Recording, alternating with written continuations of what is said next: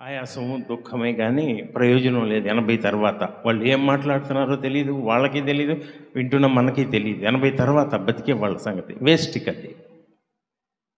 80 వరకు దేవుడిచ్చింది 70 సంవత్సరాలు, అది దాటి 80 సంవత్సరాల దాకా దగ్గరగా వచ్చేసింది అమ్మగారు. నిండు ఆయుష్ గడిపి ఆమె దేవుని సన్నిధికి వెళ్ళారు. ఆమె కుటుంబం అంతా ఆశీర్వదించబడింది. ఒక విధంగా చెప్పాలంటే కుటుంబం అంతా ఆశీర్వదించబడింది. కుమార్తెలు కూడా అమ్మగారులు అయ్యారు. ఆ కుటుంబం ఆశీర్వదించబడటానికి కారణం అమ్మగారి కంటే ముఖ్యంగా దైవజనులు జీవరత్నం గారు. ఆయన్ని బట్టి కుటుంబం ఆశీర్వదించబడింది. కాబట్టి ఆయన దేవుని కోసం చదువు లేకపోయినా కూడా చాలా ప్రయాసపడ్డాడు. అనేక ఆత్మలను దేవుని వైపు నడిపించాడు. ఆయన ప్రయాస అంతా ఇది. ఆయనతో సాతాను ఒకసారి ఒక సవాల్ చేశాడట. నాకు చెప్పేవాడు అయ్యగారు. ఒక సవాల్ ఏంటంటే, ఆయన రక్షించబడిన కొత్తలో, ఇంకా పరిచర్య ప్రారంభించని సమయంలో, ఇంకా సంఘం స్థాపించలా, రక్షించబడ్డాడు, బాప్తీసం తీసుకున్నాడు అంతే. కానీ హృదయం మండుతూనే ఉండేది అప్పటి నుంచి ఆయనకి. బాప్తీసం తీసుకున్నాడు, ఇంకా సంఘ పరిచర్య ప్రారంభించలేదు కాబట్టి ఆ పని ఈ పని చేసుకుంటూ ఉండేవాడు. మేళానికి వెళ్ళాడంట ఒకసారి, పెళ్ళిళ్ళు మేళానికి. మొత్తం ఒక 5-6 ఎంతమంది ఉంటారు కదా, వాళ్ళందరూ మేళానికి వెళ్ళి మేళం కార్యక్రమం ముగించుకొని వస్తున్నప్పుడు విజయవాడ వచ్చారట.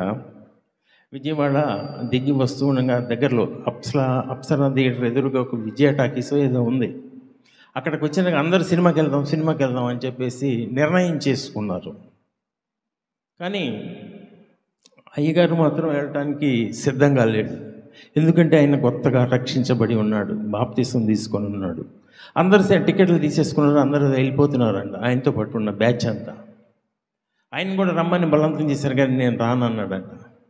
సెకండ్ షో అందరు థియేటర్లోకి వెళ్ళిపోయారు. అయ్యగారు ఒక్కడే బయట కూర్చున్నాడట, రోడ్డు పక్కన ఫుట్పాత్ మీద పండుకుని పోయాడంట అట్లాగనే.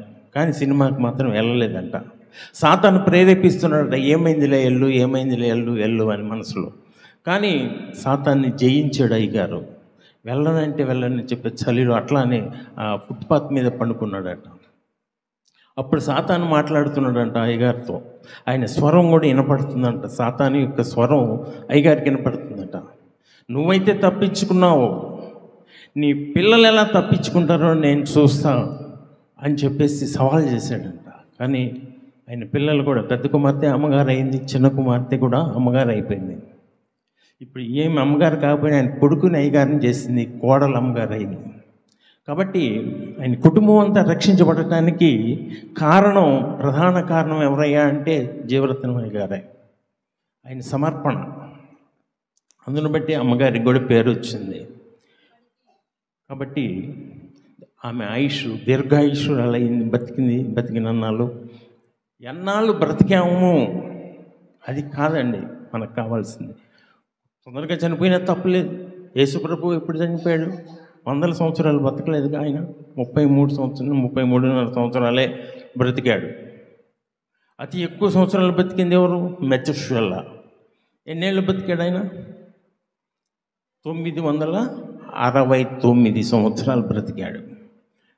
యేసుప్రభు 33.5 సంవత్సరాలు బ్రతికాడు. కాబట్టి ఎన్ని ఏళ్ళు బ్రతికాము అన్నది ముఖ్యం కాదు, కానీ ఎలా బ్రతికాము అది చూస్తాడండి దేవుడు. మనలో నుండి చూసేది అది. ఆయన నువ్వు ఎలా బ్రతికావు, నీ బ్రతికిన అన్నాళ్ళు ఎలా బ్రతికావు, ఎలా బ్రతికినా మనం ఒకరోజు దేవుని సన్నిధికి వెళ్ళాల్సిందే. అక్కడ జవాబు చెప్పవలసిన వారమై ఉంటాం. ఆయనకి మనం జవాబు చెప్పాలి. నువ్వు మంచిగా బ్రతికితే మంచి జవాబుని ఇవ్వగలుగుతావు. నీ పాపపు జీవితాన్ని నువ్వు జీవించి ఉంటే అదే అక్కడ జవాబు ఇవ్వాల్సి ఉంటుంది. కాబట్టి మనం బ్రతికిన కొద్ది దినాలైనా సరే, ఎన్ని దినాలైనా సరే, దేవునికి ఇష్టానుసారమైన జీవితాన్ని మనం జీవించాల్సిన అవసరం ఉంది. ఆయనకి విరుద్ధంగా మనం జీవిస్తే మనకు శిక్ష పడుతుంది. మామూలు శిక్ష కాదండి, భూమి మీద పడే శిక్షలు కావు. అది 1 సంవత్సరం, 2 సంవత్సరాలు, 14 సంవత్సరాలు పడవచ్చు. అలాంటివి కాదు. నిత్యము నరకాగ్నిలో కాలాల్సిందే. అగ్ని ఆరదు, పురుగు చావదు. అలాగా కాలుతూనే ఉండాలి. ఆ శిక్ష పడుతుంది మనం కనుక ఏమైనా పాపపు జీవితాన్ని జీవిస్తే. రక్షించబడినాక కూడా అలా పాపపు జీవితాన్ని జీవించే వాళ్ళు ఉంటారు. కాబట్టి మనం బ్రతికిన కొన్ని దినాలైనా సరే దేవుని నామాన్ని గణపరిచే బిడ్డలుగా, ఆయనకు మహిమ తెచ్చే బిడ్డలుగా, ఆయనకి సాక్షులుగా ఉండేలాగా మనం జీవించాలి. ఏదో ఒకరోజు మనందరం చనిపోతాం. చావు అనేది ప్రతి ఒక్కరికి వస్తుందండి, అందరికీ వస్తుంది చావు. భూమి మీద చావు రాని వాళ్ళు ఎవరయ్యా ఉంటే ఇప్పటి వరకు చూసుకుంటే ఇద్దరే కనిపిస్తారు. ఇద్దరే వ్యక్తులు మరణాన్ని చూడలేదు వాళ్ళిద్దరు ఎవరు చెప్తారా? హానోకు, ఏలియా. కరెక్ట్. హానోకు, వీళ్ళిద్దరూ ఎత్తబడిపోయారు సంఘంగా. ఏలియా కోసం అగ్ని రథాలు దిగి వచ్చినాయి. అగ్ని రథంలో ఏలియాని తీసుకుని వెళ్ళిపోయాడు. హానోకు దేవునితో నడిచి వెళ్ళిపోయాడు. వాళ్ళిద్దరూ మరణించిన భూమిలో వాళ్ళ శరీరాలు మట్టిలో కలవలేదండి. ఇంకా మట్టిలో కలవల. చాలామందికి, కొంతమందికి ఆత్మీయంగా కొంచెం బలపడిన వాళ్ళకి సందేహం వస్తుంది. దేవుని వాక్యం సెలవిస్తుంది కదా, మన్ను అయినది మునుపటి వల్లే మళ్ళీ మన్ను కావాలి. ఆత్మదేవుడు అది అనుగ్రహించిన ఆయన దగ్గరికి వెళ్ళాలి కదా. మరి వీళ్ళిద్దరేంటి, వీళ్ళ శరీరాలు మన్ను కాలేదు అని సందేహం రావచ్చు. ఏదేమైనా వాళ్ళు మళ్ళీ వస్తారు భూమి మీదకి. వాళ్ళు హానోకు, ఏలియాలు మళ్ళా భూమి మీదకి రావాల్సిన వారైన ప్రకటన గ్రంథం 11వ అధ్యాయంలో చూస్తాం మనం. వాళ్ళు మళ్ళా భూమి మీదకి రావాలి. ఏ విధంగానైనా సరే మనం చనిపోవలసిన వారమే ఒకరోజు. అది ఆదాము మూలాన వచ్చిన శాపం మనకే. ఈ మరణం అనేది ఉన్నది చూసారా? ఒక విధంగా చూస్తే మనకి మరణం ఆశీర్వాదము, దీవెన, మేలే. ఇంతకుముందు కూడా ఈ మాటలు నేను మీతో పంచుకున్నాను చాలాసార్లు. మళ్ళీ చెప్పానంటే తప్పదు, బైబిల్ అది తప్పదు. ఒకసారి బైబిల్ అంతా చదివేసి మళ్ళీ చదివిందేక మళ్ళీ ఏం చదువుతామని మానేస్తామా? ఎన్నిసార్లు చెప్పుకున్నా బైబిల్ మనకు కొత్తగానే ఉంటుంది. కాబట్టి ఆ మరణం అనేది మనకి ఆశీర్వాదకరం, మేలు చేయటానికి వచ్చేది మరణం. కానీ ఆదాముకు ఉన్నది చూశారు. ఆదాము ఆ మరణం ఆయనకి శాపమైంది. ఆదాము ఆ శాపం ఎలాగ వచ్చిందంటే, ఆయన తినవద్దన్న పండు తిన్నాడు. ఏ దినానైతే నువ్వు ఈ పండు తింటావు దిన నువ్వు సస్తావు, దేవుడు ఆజ్ఞాపించాడు. అది ఆయనకి శాపమే. అది ఆ శాపం ఆయన రాకముందు ఎక్కడున్నాడు? పరలోకం లాంటి పరదేశంలో ఉన్నాడు ఆయన. పరలోకమే అది. ఇక ఒక విధంగా చెప్పాలంటే దేవదూతలాగా పోలి ఉండేవాళ్ళు వాళ్ళు, ఆదాము హవ్వలు. అక్కడ ఆ పండు తినకముందు ఎప్పుడైతే పండు తిన్నారో, ఏ రోజైతే నువ్వు పండు తింటావు ఆ రోజు నువ్వు సస్తావు అని దేవుని సెలవు ఇచ్చాడు. తిన్నాడు. ఆ పరలోకం నుంచి బయటికి గెంటేయబడ్డాడు, మరణించాడు అన్నమాట. ఇప్పుడు చెప్పండి, ఆ మరణం అతనికి ఆశీర్వాదకరమా లేకుంటే శాపమైందా? ఆ మరణం అయితే శాపమే అయింది. కానీ ఇప్పుడు ఈ దినాల్లో మనం చూసుకుంటే మరణం మనకి మేలు. మరణం మనకి మేలు. ఎందుకంటే పాపపు లోకంలో మనం జీవిస్తున్నాం. అంతా పాపమేనండి. లోకం అంతా పాపమే. ఎటు చూసినా పాపమే. ఏ మాట చెవిని పడుతుందంట అది పాపపు మాటే. కంటి దృష్టిలో ఏది పడుతుందని చూసినా అది పాపమే. అంతా పాపం పాపం పాపం పాపపు లోకంలో మనం ఉన్నాం. ఈ లోకంలో ఉండగా మనం వాడికన్నా ₹1,00,000 అప్పు ఉన్నాం అనుకోండి, వాడు వచ్చి పీడిస్తాడు. నా డబ్బులు కట్టు, కడతావా సస్తావా అంటాడు. గొంతు మీద కత్తి బట్టి మరి పీడిస్తూ ఉంటాడు. లేకుంటే ఏదైనా వ్యాధి ఉందా, నీకు బాధ, రోగం ఉంది, ఆ రోగంతో మంచం దిగలేక పడుతూ లేస్తూ సస్తూ వాంతులు చేసుకుంటూ అన్నీ మంచం మీద చేసుకుంటూ బతుకుతూనే ఉన్నావు. ఆ మరణం అనే వ్యాధి కూడా నిన్ను పీడిస్తూ ఉంటుంది. లేకపోతే కుటుంబ సమస్యలు ఉండొచ్చు. అత్తతో కోడళ్ళ గొడవలు, లేకుంటే అన్నదమ్ముల గొడవలు, తల్లి బిడ్డలకు గొడవలు. ఇలాంటి గొడవలు కూడా అనేక మనశ్శాంతిని లేకుండా చేస్తూ ఉంటాయి మనుషులకు భూమి మీద. అంత పాపం. అలాంటి స్థితిలో ఉన్న ఒక వ్యక్తి మరణించాడు అనుకోండి. మరణించేసాడు. దేవుని సన్నిధికి వెళ్ళిన తర్వాత ఎవడన్నా వచ్చి అడుగుతాడు, రే నువ్వు నాకు ₹1,00,000 కట్టాలి, కట్టు అని అంటారా అక్కడ దేవుని దగ్గరికి వెళ్ళినాక? ఎక్కడైతే పీడించాడు, ఇక్కడైతే వ్యాధి బాధించింది ఆయన్ని, అదే మరణించి దేవుని సన్నిధికి వెళ్ళిన తర్వాత వ్యాధి ఏమన్నా చేయగలుగుతుందా మనల్ని? ఏమీ చేయలేదండి. లేక కుటుంబ సమస్యలు కానీ, అత్తతో అత్త పోరు కానీ, కోడల పోరు కానీ, ఇంకేమైనా కానీ, భూమి మీద మనం పడుతున్న ఇరుగు పొరుగు వాళ్ళతో గొడవలు కానీ, ఇవి ఏమి ఉన్నా కానీ భూమి మీదే మనల్ని ఇసిగిస్తాయి, మనల్ని బాధ పెడతాయి. కానీ ఈ భూమి మీద నుంచి మనం మరణించేసి దేవుని సన్నిధికి వెళ్ళిన తర్వాత ఆ సమస్యలు మనల్ని ఏమీ చేయలేవు. వాటి అన్నిటి నుంచి మనకు విడుదల కలిగించేదే మరణం అండి. మరణం. ఇప్పుడు చెప్పండి, మరణం అనేది మనకు మేలు చేస్తుందా, కీడు చేస్తుందా? మరణం మనకు మేలు చేస్తుందండి. మరణించేసి ఈ పాపపు లోకాన్ని విడిచి నిత్య జీవంలో ప్రవేశించడానికి మనకు మరణమే సహాయపడేది. కాకపోతే ఒక్క విషయం గుర్తుపెట్టుకోండి, ఈ మరణం మేలు వరకు చేస్తుందంటే రక్షించబడిన వారికి మాత్రమే. రక్షించబడిన వారు ఎవరైనా ఉండి వాళ్ళు మరణిస్తే వాళ్ళకి మేలే, వాళ్ళు నిత్య జీవంలో ప్రవేశిస్తారు. ఇక మరణం లేని చోటుకు వాళ్ళు వెళ్ళిపోతారు. ఇక్కడ మరణించి ఎక్కడికి వెళ్తున్నాం తెలుసా? మరణం లేని చోటుకి వెళ్ళిపోతున్నారు వాళ్ళు. కానీ రక్షించబడకుండా ఎవడన్నా ఒక వ్యక్తి చనిపోయాడు అనుకోండి, వాడికి అది శాపమే, అది శిక్షే. వాడు ఎక్కడికి వెళ్తాడు? నీచ నరకాగ్నికి వెళ్తాడు. రక్షించబడకుండా ఏ వ్యక్తి అయినా కానీ మరణించాడు అనుకోండి, ఆ వ్యక్తి నిత్య నరకాగ్నికి వెళ్తాడు. ఇక ఇవాళ కాసేపు ఖాళీ ఆరిపోద్దులే నిప్పు అనుకోవడానికి లేదు, కాసేపు ఏదో బాధ భరించి చచ్చిపోతాములే అనుకోవడానికి లేదు. అది కూడా నిత్య జీవమే. నిత్యము కాలుతూనే ఉండాలి. అగ్ని ఆరదు, పురుగు చావదు. యుగ యుగాలు అలాగా కాలుతూనే ఉండాలి. ఎవరు రక్షించబడకుండా ఎవడైనా కానీ మరణిస్తే గుర్తుపెట్టుకోవాలి. ఈ మైక్ ద్వారా వింటున్నావు, బయటి వారైనా సరే, నువ్వు ఒకవేళ ఇంకా నువ్వు రక్షించబడలేదా ప్రియమైన సహోదరి సహోదరుడా, దేవుడు నీకు గొప్ప అవకాశం ఇస్తున్నాడు. ఇప్పటికైనా రక్షించబడు. నాకు ఇంకా నేను యవ్వనస్తుడనిలే, నాకు ఇంకా మరణం అప్పుడే ఎందుకు వస్తుంది అనుకోవద్దు. నీకంటే చిన్నపిల్లలు కూడా మరణించిన సందర్భాలు ఉన్నాయి. మరణించబడక ముందే నువ్వు మారు మనసు పొందాలి, రక్షించబడాలి. రక్షించబడాలి అండి. కాబట్టి ప్రతి ఒక్కరు రక్షించబడి నిత్య జీవంలో యేసయ్యతో కలిసి జీవించే ప్రదేశానికి మనం వెళ్ళాల్సిన వారమై ఉన్నాం. రక్షించబడకపోతే మాత్రం యుగ యుగాలు అగ్నిలో కాలవలసిన వారమైతారు.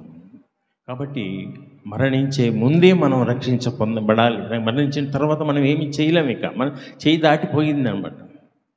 లేకుంటే మరణించకముందు యేసయ్య రాకడా వచ్చిందనుకో, అప్పుడు కూడా మనం ఏమి చేయలేము. ఇక యేసయ్య వచ్చిన తర్వాత అయ్యా ఆయన దయగలవాడు, ప్రేమ గలవాడు, నన్ను క్షమిస్తాడులే అనుకోవద్దు. ఆయనకి దయా దాక్షిణ్యాలతో రాడు రెండోసారి రేపు వచ్చేటప్పుడు అండి. అది గుర్తుపెట్టుకోండి. ప్రేమతోనూ ప్రేమ కురిపించడానికి రాడు, రక్తంలో కడగటానికి రాడు. ఆయన వచ్చేటప్పుడు ఆయన శరీరంలో రక్త మాంసాలు ఉండవు. మహిమ శరీరంతో ఆయన భూమి మీదకి వస్తాడు. నిన్ను కడగటానికి ఆయన దగ్గరప్పుడు రక్తం ఉండదు. నీ పాపాలు క్షమించే హృదయంతో ఆయన రాడు, నిన్ను శిక్షించే హృదయంతో ఆయన వస్తాడు భూమి మీదకి. కాబట్టి ఆయన రాకముందే మనం సిద్ధపడాలి. ఆయన రాకముందే మనం మారు మనసు పొందాలి. మరణం అనేది తథ్యం. మనకి ఎవడు తప్పించుకోలేడు మరణం నుంచి. ఏది ఎక్కడి నుండి వచ్చిందో అది తిరిగి అక్కడికి వెళ్ళాల్సిందే. ఏది ఎక్కడి నుండి ప్రసంగిలో చెప్తాడు, ఏది ఎక్కడి నుండి బయలుదేరి వచ్చిందో అది తిరిగి అక్కడికి వెళ్ళాల్సిందేనంట. గాలి ఉంది, గాలి ఎక్కడి నుండి బయలుదేరి వస్తుందో తిరిగి అటు పోయిన గాలి అటే ఉండదు, మళ్ళా తిరిగి వస్తుంది ఎక్కడి నుంచి బయలుదేరింది అక్కడికి.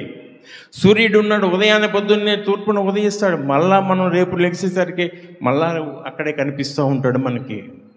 నదులన్నీ ఉన్నాయి, వర్షాలు పడుతున్నాయి, నదులన్నీ నిండుతున్నాయి. ఎక్కడికి పోతున్నాయి అంటే అవి ఎక్కడి నుంచి వచ్చినాయో తిరిగి మళ్ళా అక్కడికే పోతున్నాయి. ఏది ఎక్కడి నుండి వచ్చిందో అది అక్కడికి వెళ్ళాల్సిందే. ఏది ఎక్కడి నుండి వచ్చి చూద్దాం ఆ మాటలు ఒకసారి. ప్రసంగి చూడండి, మొదటి అధ్యాయం మొదటి నుంచి చదవండి.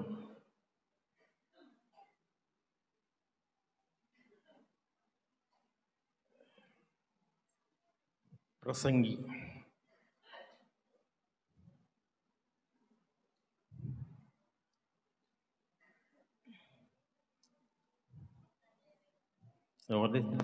తీసావా?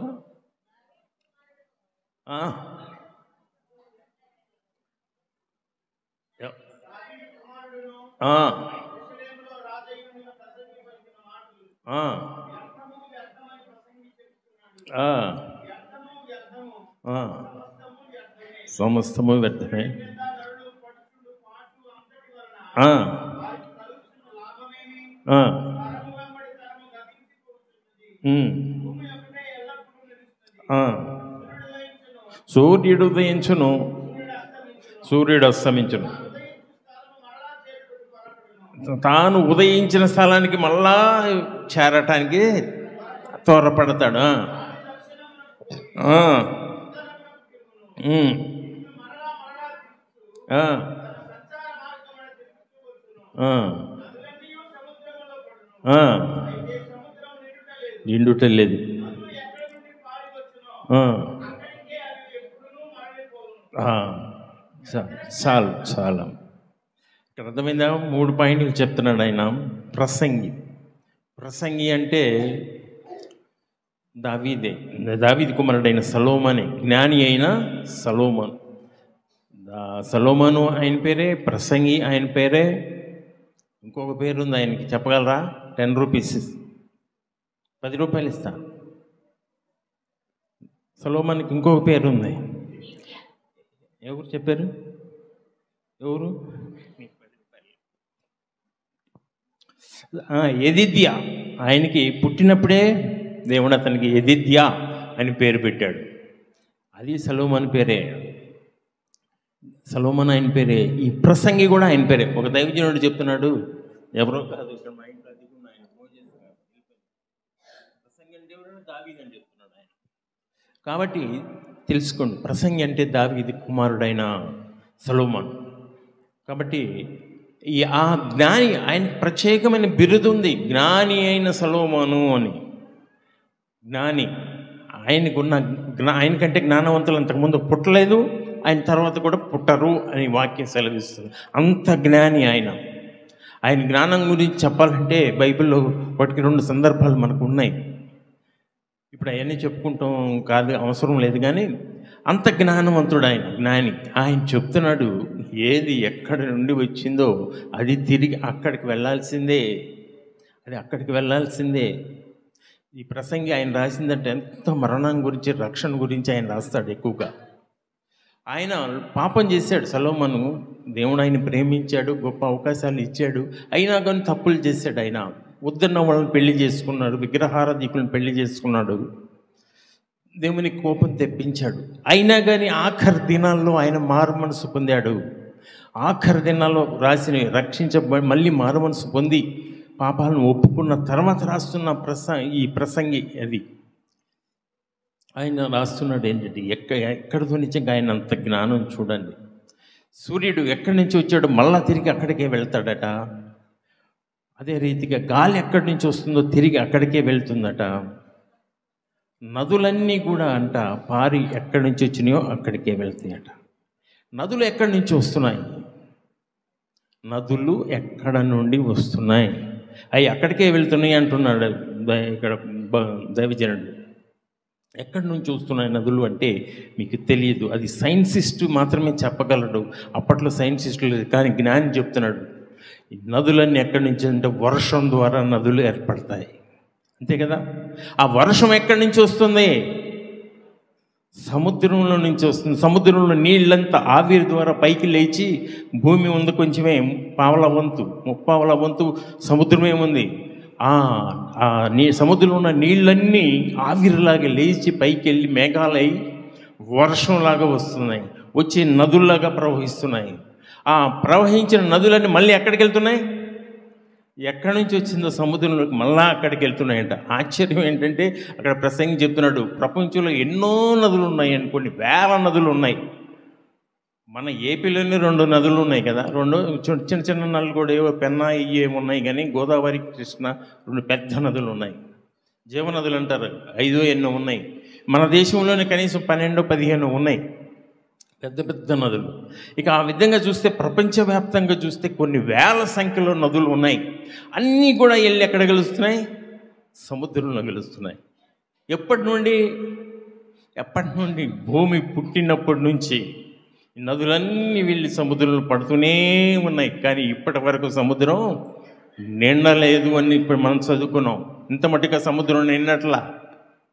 ఎందుకంటే అవి ఎక్కడి నుంచో బయట నుంచి వచ్చిన నీళ్ళు కాదు. బయట నుంచి వస్తే కాసేపటికి నిండిపోద్ది. తొట్టిందనుకోండి, పంపు పెట్టామనుకోండి, పైప్ పెట్టాము, కాసేపటికి నిండిపోద్ది. 5 నిమిషాలకు, 10 నిమిషాలు, పావు గంటకు, అరగంటకు. అందులో ఏ తీసి అందులోకి పోస్తుంటే ఒక బిందె ముంచి బయటకు తీసి మళ్ళీ దాంట్లో పోస్తే అది ఎప్పటికి నిండుద్ది? అది నిండదు.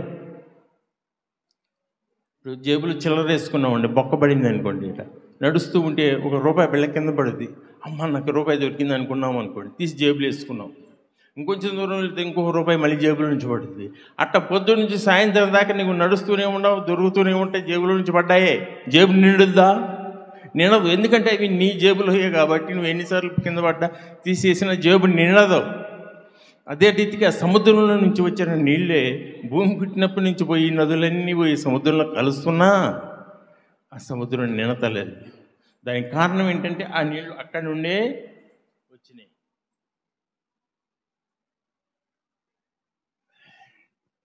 ఎందుకు ఈ మాట రాశాడంటే 12వ అధ్యాయం చూడండి ఒకసారి, ప్రసంగిలోనే 12:7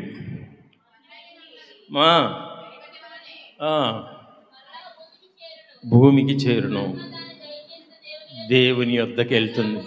చాలు. ఇది మనం ఎక్కడి నుంచి వచ్చావు? మట్టిలో నుంచి వచ్చావు. మరి ఏం చేయాలి? మళ్ళీ మట్టిలోకి పోవాల్సిందే, మళ్ళీ మట్టిలోకి పోవాల్సిందే. అందుకే చెప్పాడు అక్కడ ప్రసంగి ఆ 3 వచనాల్లో, ఏది ఎక్కడి నుంచి వచ్చిందో అది ఎక్కడికి వెళ్ళాల్సిందే. మనం మట్టిలో నుంచి వచ్చాం కాబట్టి మళ్ళీ మట్టిలోకి వెళ్ళాల్సింది. ఇందులో ఆశ్చర్యం ఏం లేదు. ఆత్మ అక్కడ దేవుడు మనకు అనుగ్రహించాడు ఆత్మ, అది మాత్రం తిరిగి దేవుని దగ్గరికి వెళ్తుంది. మట్టిలోకి మన శరీరం మాత్రమే వెళ్తుంది. ఆత్మ అది ఎవరు అనుగ్రహించారా ఆయన దగ్గరికి వెళ్తుంది. ఆ విషయం గురించి ఇది మనకు నేర్చుకోవడం కోసం ఇక్కడ ముందే రాశాడు ఇవన్నీ. కాబట్టి ఏది ఎక్కడ నుండి వచ్చిందో అది అక్కడికి వెళ్ళి తీరాల్సిందే. మరణం గురించి మనం చింతించడానికి వీల్లేదు. మరణం మనకు అది ఒక వరంగా మనం భావించాల్సిందే. మరణం గురించి మనం ఎప్పుడు భయపడకూడదు. మనం మరణానికి సిద్ధంగా ఉండాలి. ఎవరు మరణిస్తున్నారంటే భయపడాలి, బాధపడాలి అంటే, కరోనా వచ్చిన టైంలో మా పెద్ద అబ్బాయికి కరోనా వచ్చింది, రవికి. చాలా భయంకరమైన పరిస్థితిని ఎదుర్కొన్నాడు. భయం నెగటివ్ అయిపోతాడేమో అన్న పరిస్థితి. కనీసం ఒక 1250 మందిని నేను ప్రార్థన సహాయం కోరా, బిడ్డ బతకాలి. ఎందుకంటే వాడు చచ్చిపోతే నాకు నష్టమేం లేదు, నాకు బాధ కూడా లేదండి. ఎందుకంటే రక్షించబడ్డాడు ఆల్రెడీ. వాడు చచ్చిపోయినా నాకు బాధ లేదు. మరి బాధ ఎందుకయ్యా? ఇంతమందిని ప్రార్థన సహాయం ఎందుకు కోరావంటే, ఆ పిల్లలను చూస్తే జాలేస్తుంది. చిన్న చిన్న పిల్లలు, వాళ్ళు 5 ఏళ్ళు 3 ఏళ్ళు పిల్లలు. వాళ్ళ పరిస్థితి ఏంటి? తండ్రి లేకపోతే పిల్లలు, చిన్నపిల్లల పరిస్థితులు అనాథలు అయిపోతారే, వాళ్ళ పరిస్థితి ఏంటి అని ఆ బాధతో నేను ప్రార్థన సహాయం, నేను కూడా ప్రార్థన చేశాను వాడికి స్వస్థత కావాలని. అలాంటి ఎవరన్నా మన మీద ఆధారపడి జీవిస్తున్నారనుకోండి, వాళ్ళ కోసం బ్రతకాలని ఆశించవచ్చు, తప్పలేదు. కానీ అన్ని బాధ్యతలు తీరిపోయినాక ఇంకెందుకు బ్రతికినా కానీ వేస్టే. కొన్ని దేశాలు ఉన్నాయి అంట, ఆ దేశం ఏదో నాకు తెలియదు, గుర్తులేదు. కానీ 60 సంవత్సరాలు దాటితే మనల్ని షూట్ చేసేస్తారంట, కాల్చి చంపేస్తారంట. ఇంకెందుకు నువ్వు వేస్ట్, నువ్వు భూమికి భారమే, నీకు పెన్షన్ ఇచ్చి పోషించాలా, దేశానికి భారం. నువ్వు బ్రతికినా నువ్వేమి చేయలేవు, నీ వల్ల ఉపయోగం లేదని కొన్ని దేశాల్లో చంపేస్తారంట. కొన్ని దేశాల్లో అడవిలో వదిలేస్తారంట వాళ్ళని, 60 సంవత్సరాలు దాటిన వాళ్ళు. ఇంకా నయ్యం మన దేశంలో ఆ పరిస్థితులు రాలా. కాబట్టి ఏదో ఒక రోజు మరణం రావటం మాత్రం తథ్యం. మరణానికి మనం సిద్ధంగా ఉండాలండి. ఏదో ఒక రోజు మరణం వస్తుంది. దావీదు అంటాడు, మనం చచ్చిపోయిన వాళ్ళ గురించి మనం బాధపడి మనం చేయగలిగింది ఏమీ లేదంటాడు. ఇవాళ కాకపోతే రేపు నేను వాడి దగ్గరికి వెళ్ళాల్సిందే. కానీ వాడు నా దగ్గరికి రాడుగా. ఆయన కొడుకు చచ్చిపోతాడు ఒకసారి. 7 రోజులు ఉపవాసం ఉండి ప్రార్థన చేస్తాడు. గొప్ప ప్రార్థనాపరుడు దావీదు మహారాజు. ఆయన ప్రార్థనే చేయనవసరంలా, ఆయన ఆత్మతో లీనమై సితారా వాయిస్తుంటే చాలు దురాత్మలు పారిపోతాయి. అంత గొప్ప ప్రార్థనాపరుడు దావీదు మహారాజు 7 రోజులు నిద్రాహారాలు మానేసి ఉపవాసం ఉండి ప్రార్థన చేశాడు. తన బిడ్డకు దేవుడు మొత్తాడు, ఆ బిడ్డ బ్రతకాలి అని. బ్రతికాడా? బ్రతకలా, చనిపోయాడు. చనిపోయిన తర్వాత ఆనందంగా బయటకు వచ్చేసాడు. తర్వాత వీళ్ళు మాట్లాడుకుని గోడ పక్క నుంచి మాట్లాడుకున్న పని వాళ్ళు, అరే 7 రోజులైంది ఆయన నిద్రాహారాలు మానేశాడు, ఇప్పుడు ఆ బిడ్డ కాస్త చనిపోయాడని తెలిస్తే దావీదు ఏం చేసుకుంటాడో, ఆత్మహత్యగానే చేసేసుకుంటాడా అని వాళ్ళు గుసగుసలాడుతుంటే విన్నాడు దావీదు. విని ఏంటి బిడ్డ చచ్చిపోయిందా అంటాడు. అవును రాజా అంటే గబగబా బయటకు వచ్చాడు, స్నానం చేస్తాడు, పట్టుబట్టలు కట్టుకుంటాడు, మందిరానికి వెళ్తాడు, ఆయన ఆరాధన చేసుకుని ఇంటికి వచ్చి పుష్టిగా భోజనం చేస్తాడు. దుఃఖం ఏమాత్రం కనపడదు ఆయనలో. అడుగుతారు పని వాళ్ళు, అయ్యా బిడ్డ ప్రాణంతో ఉన్నప్పుడు నువ్వు 7 రోజులు నిద్రాహారాలు మార్చి కన్నీటి ప్రార్థన చేసేవే, బిడ్డ చచ్చిపోయి ఆ దుఃఖమే నీలో కనపడతలేదు ఏంటి? నువ్వు ఆ దర్జాగా వచ్చావు, స్నానం చేసావు, భోజనం చేసావు, మందిరానికి వెళ్ళావు, వచ్చావు అని అంటే ఎప్పుడు అంటాడు, నేనేం చేయగలను, ఇప్పుడు వాడు ఆల్రెడీ చచ్చిపోయాడు, బతికున్నవాడు అయితే వాడి కోసం ప్రార్థన చేస్తే బతుకుతానికి అవకాశం ఉంది. ఇప్పుడు చచ్చిపోయాడు, ఇంకా నేను చేయగలిగింది ఏముంది? ఇవ్వాలి కాకపోతే రేపు నేను వాడి దగ్గరికి వెళ్ళాల్సిందే కానీ వాడిని నా దగ్గరికి రప్పించుకోలేనుగా అని చెప్తాడు దావీదు మహారాజు. కాబట్టి ఏదో ఒక రోజు అందరం చనిపోవాల్సిందే. చనిపోయిన వాళ్ళ కోసం మనం భూమి మీద ఉండి ఏమీ చేయలేమండి, ఏమీ చేయలేము. ప్రార్థనలు పెట్టచ్చు, తప్పులేదు, ప్రార్థనలు పెట్టాలి కూడా. ఎందుకంటే వాళ్ళకు ఉపయోగపడుతుంది. వాళ్ళ పాపాత్ములు అయితే వాళ్ళు పరలోకానికి వెళ్తారని కింద వాళ్ళ పేరు మీద ప్రార్థనలు పెడుతున్నారు అనుకోవద్దు, అది తప్పు. ప్రార్థనలు ఎందుకు పెడతామంటే ఏదో ఒక వంక చేత ప్రార్థన పెట్టాలి, సువార్త ప్రకటించబడాలి, ఆ వార్త ద్వారా ఒక్క ఆత్మన రక్షించబడుతుందా అన్న ఆశ. అందుకోసం ప్రార్థనలు ఏదో ఒకటి, ఏ కారణం చేతనైనా మనం ప్రార్థనలు పెట్టాలి, తప్పులేదు. అంతేగాని ఆ చచ్చిపోయిన వాళ్ళకి ఉపయోగపడుతుందని కాదు. వాళ్ళకి అసలు ఏమీ తెలియదు, ఇక్కడ భూమి మీద జరుగుతున్న వాళ్ళకి సంబంధమే లేదు. చనిపోయిన తర్వాత వాళ్ళకి ప్రేమ ఉండదు. అమ్మో నా కుమార్తె, నా కుమారుడే ఎట్లా ఉన్నారు భూమి మీద అన్న ఆలోచనే ఉండదు, ప్రేమ ఉండదు, పగలు ఉండవు, ద్వేషాలు ఉండవు, జ్ఞాపకాలు ఉండవు, ఏమీ ఉండవండి. చనిపోయిన తర్వాత ఏమీ ఉండవు. వాళ్ళ కోసం వాళ్ళు పైనుండి మన కోసం వాళ్ళు ఏమీ చేయలేరు, కింద నుండి మనము వాళ్ళ కోసము ఏమీ చేయలేము. పైన ఉన్న ఆ ధనవంతుడు అంటాడు ఒకసారి, ధనవంతుడు లాజరు ఉపమానం చెప్తున్నప్పుడు యేసుప్రభు,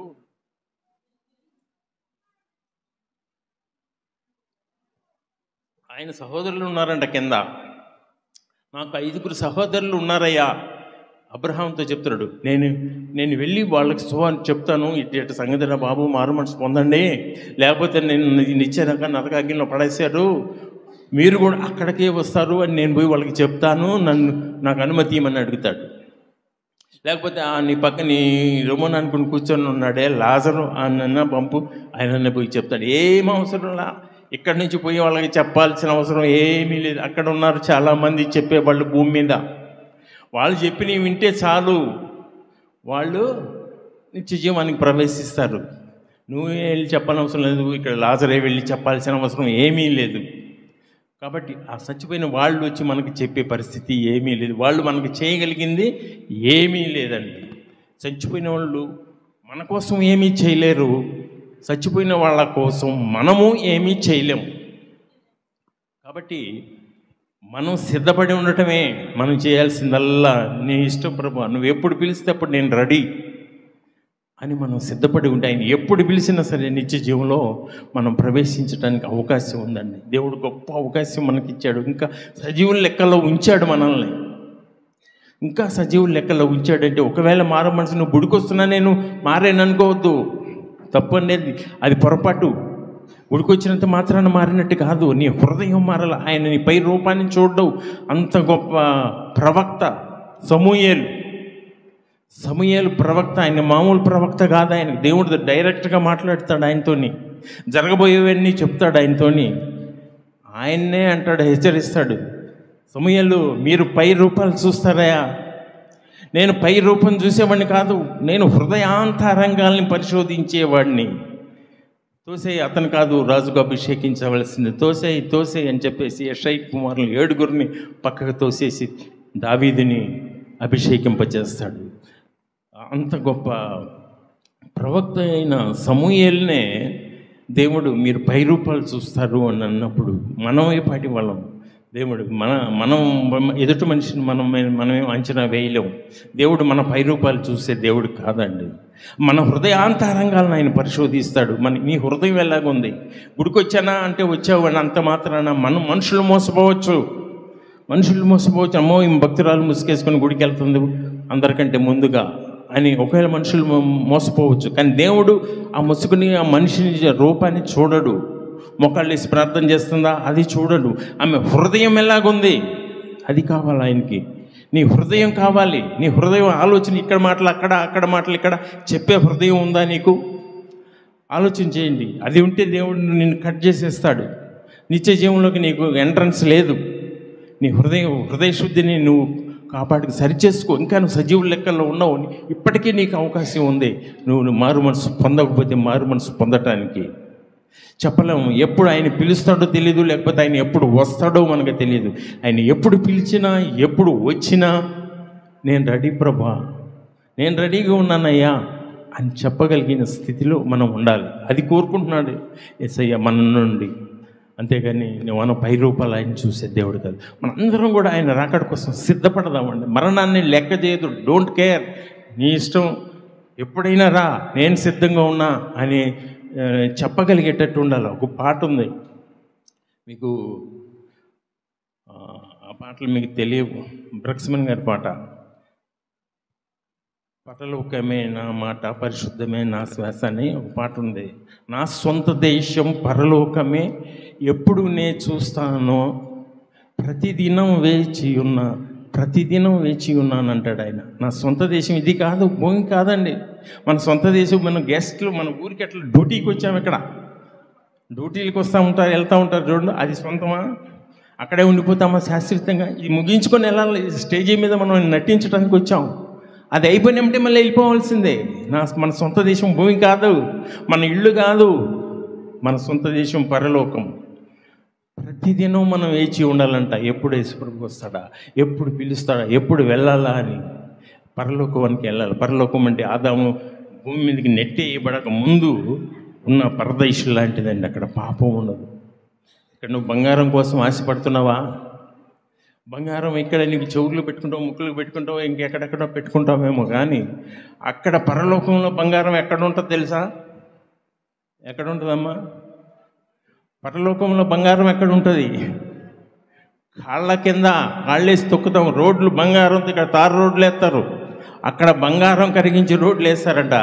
అది నువ్వు బంగారం కోసం ఆశ పెట్టుకోబోక, డబ్బు కోసం ఆశ పెట్టుకోబోక, బట్టల కోసం ఆశ పెట్టుకోబోక.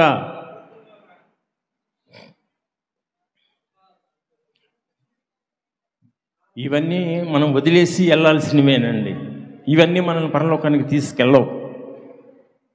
మనం తీసుకెళ్ళేది మన హృదయ సాక్షి, మన అంతరంగం. నీ హృదయం ఎలాగుంది దేవుడు అది చూస్తాడు. కాబట్టి మనం ఆయన రాజ్యం చేరటానికి సిద్ధపడదాం.